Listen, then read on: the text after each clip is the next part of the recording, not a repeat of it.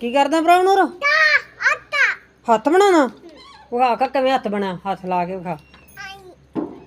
ਹੱਥ ਬਣਿਆ ਹੱਥਾਂ 'ਚ ਬਣਦਾ?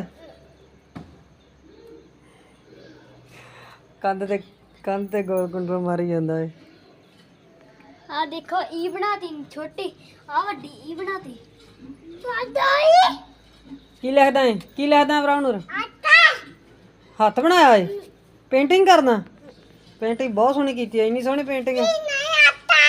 ਹੱਥ ਕੱਲਾ ਹੱਥ ਬਣਾਇਆ? ਅੱਛਾ ਠੀਕ ਆ। ਬਸ ਕਰ ਭਰਾਵਾ। ਵੀ ਲਿਖਤੀ।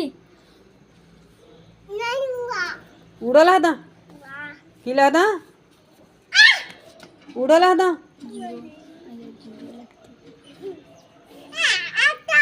ਹੱਥ ਬਣਾਇਆ? ਦੋ ਹੱਥ ਬਣਾਤੇ? ਠੀਕ ਹੈ ਚੰਗਾ।